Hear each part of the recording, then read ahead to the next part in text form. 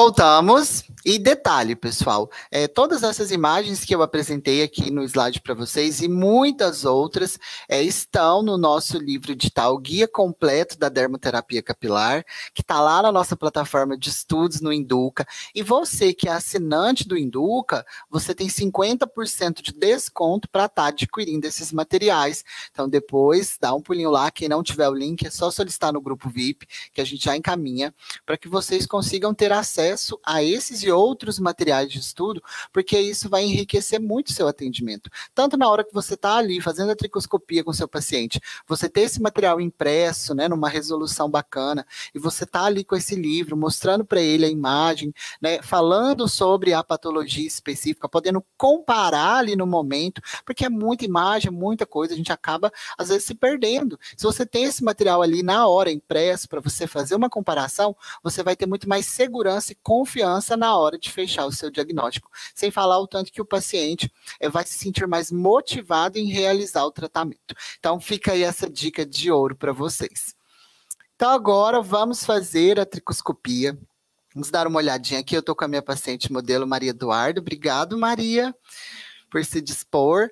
Na última aula fizemos uma avaliação, inclusive depois, né, dei uma olhadinha que em breve já vai estar na plataforma. E agora nós vamos então falar sobre a tricoscopia. Já discorremos um pouquinho sobre o que é, já visualizamos alguns achados tricoscópicos mais importantes dentro de cada patologia. E agora nós vamos olhar aqui ao vivo, né, real, como é que está esse couro cabeludo. Eu gostaria de pedir o pente, por gentileza. Vamos lá, então.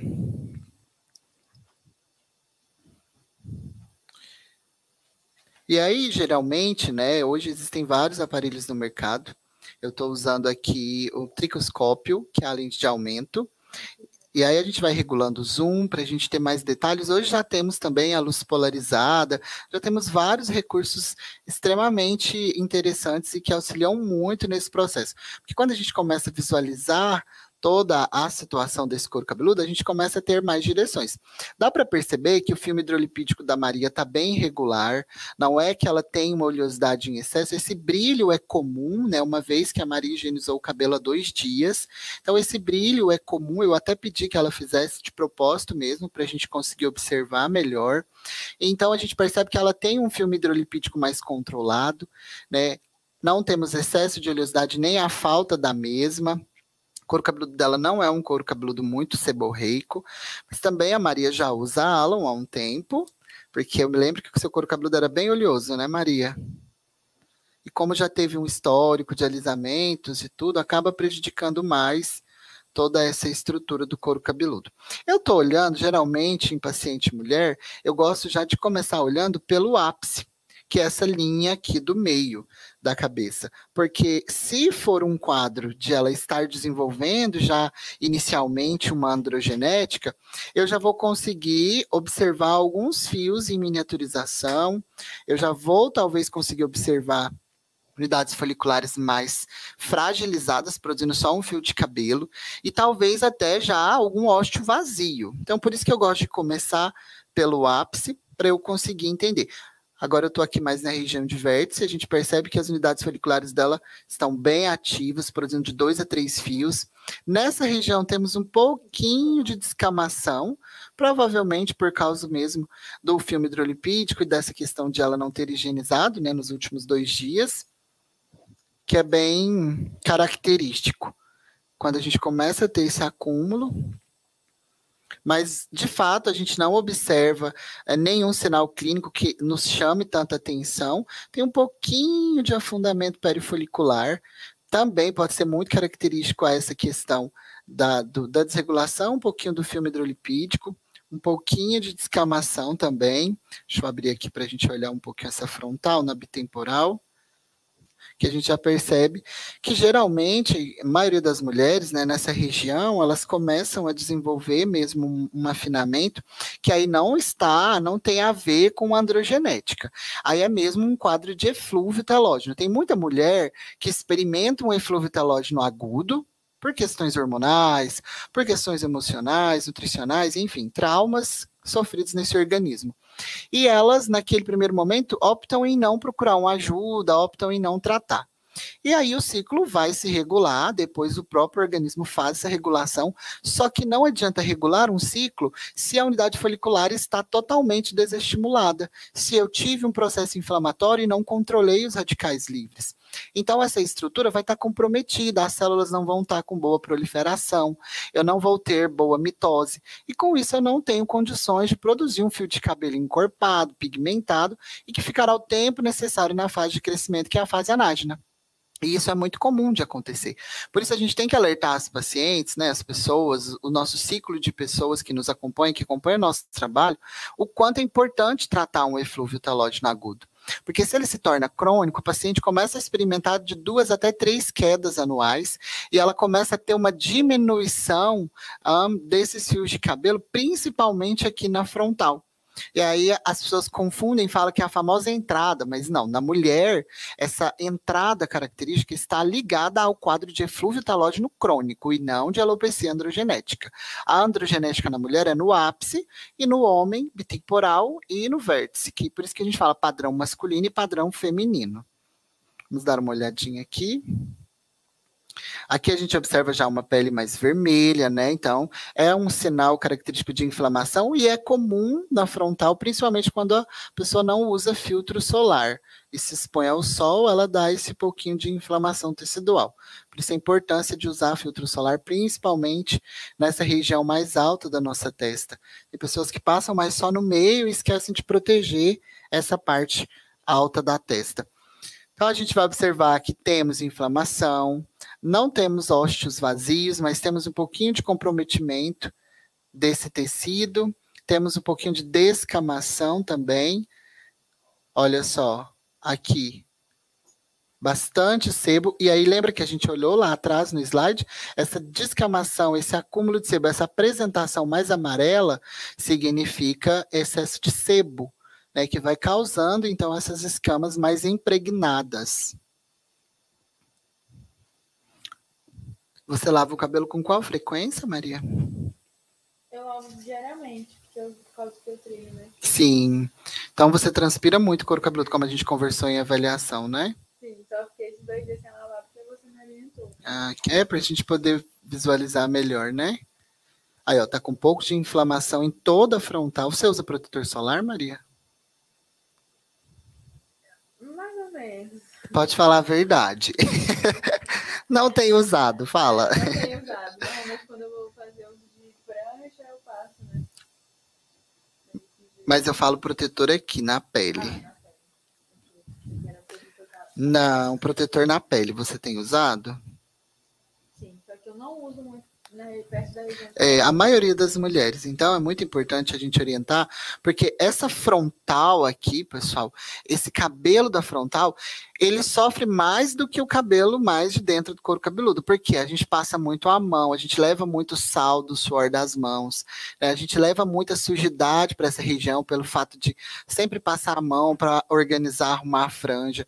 Então, essa pele vai ficando muito comprometida.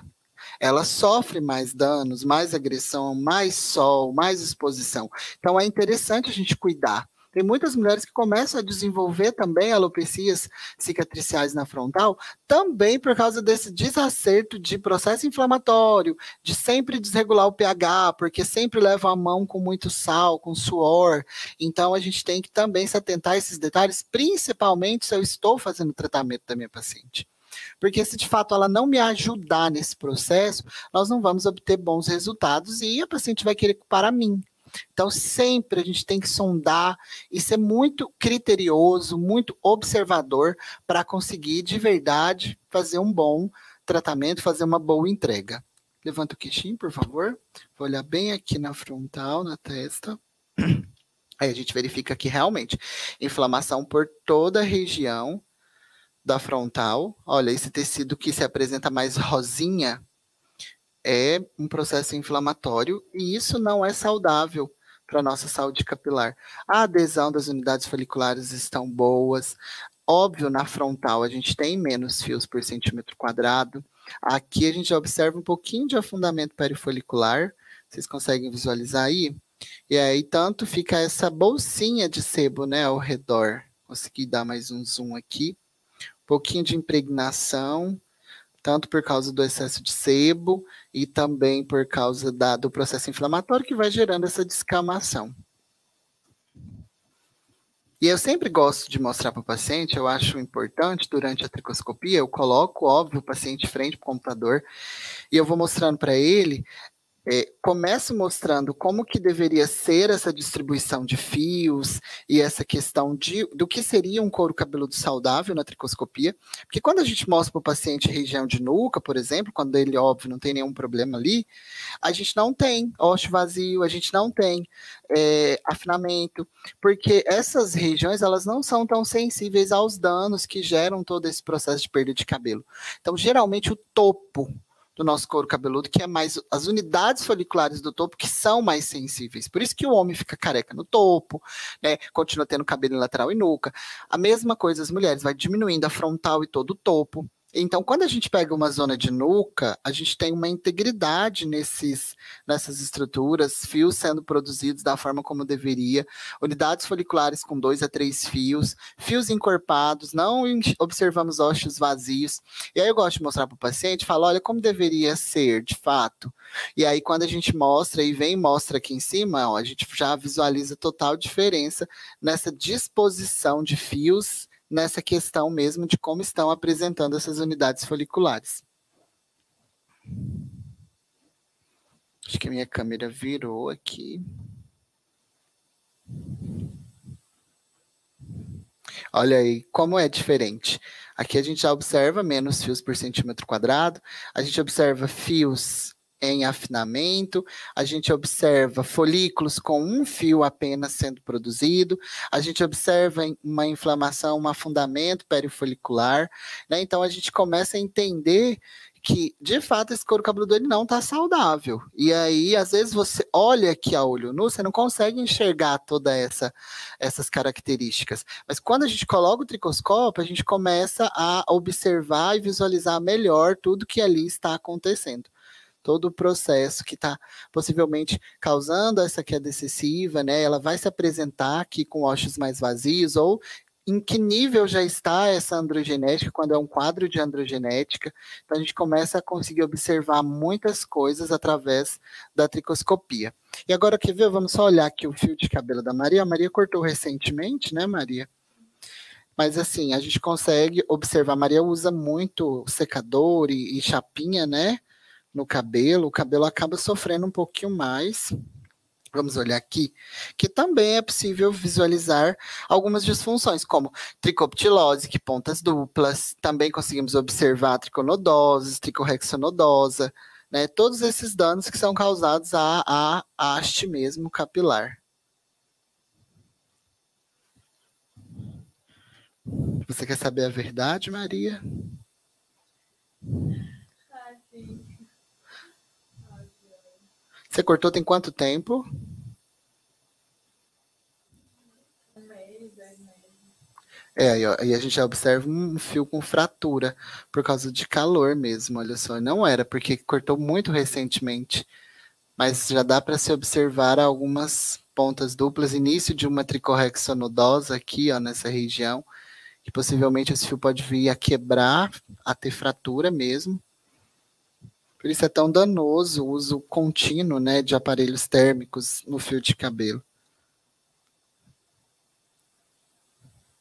Ainda mais quando temos um histórico químico envolvido, né, de alisamentos, coloração, descoloração, a gente acaba tendo mais prejuízo mesmo dessa estrutura.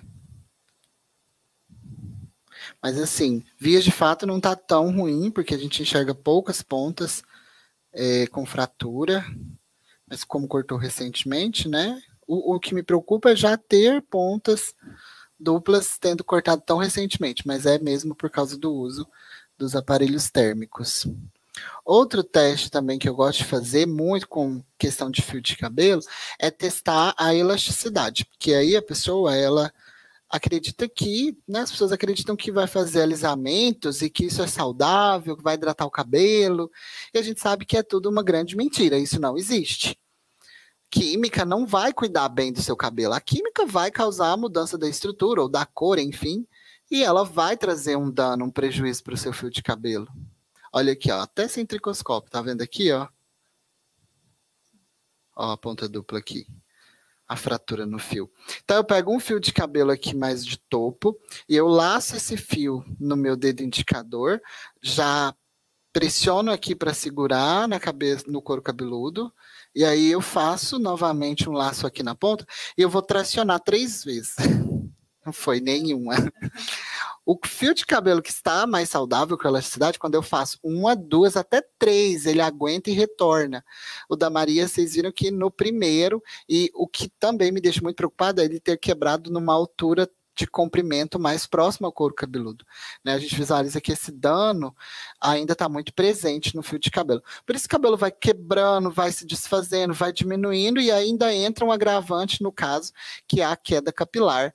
Né? Na avaliação da Maria, a gente entendeu que ela sofreu, teve um trauma nesse organismo medicamentoso, aí envolveu questões hormonais, também emocionais, ao qual ela teve uma desregulação do ciclo. E pelo que a gente entendeu em avaliação, ela já vem há um tempo tendo essa desregulação, ao qual hoje nós já temos um quadro de eflúvio telógeno mais crônico. Então, o que eu gosto de fazer também para entender como que estão essas estruturas? Eu pego fios novos aqui do topo, ou seja, fios mais curtos, que de fato deveriam estar em fase anágena, e eu vou fazer um teste de tração. Vou puxar, tá bom, Maria? Ó, tá firme, porque quando a gente pega 4 a 5 fios na mesma região, esse já se soltou com mais facilidade. Você sentiu dor, Maria? Só um pouquinho, né? Estava preso ainda em fase anágena, mas já entende-se que são fios que já seriam abandonados muito precocemente. Ou seja, ainda temos uma desregulação de ciclo nesse couro cabeludo.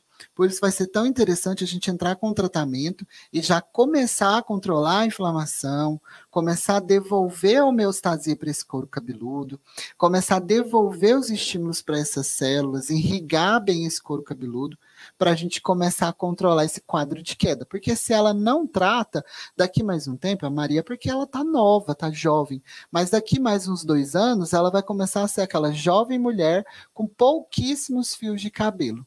E não podemos deixar isso acontecer. Então, por isso também, tão importante a gente estar sempre, sempre, sempre orientando as nossas pacientes sobre todas essas questões que envolvem a saúde capilar.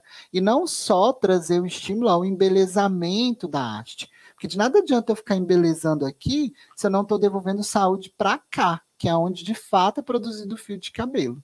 Então, nós temos que sim cuidar do embelezamento, cuidar bem dos fios de cabelo, mas se eu não cuido dessa estrutura que o produz, de nada vai adiantar.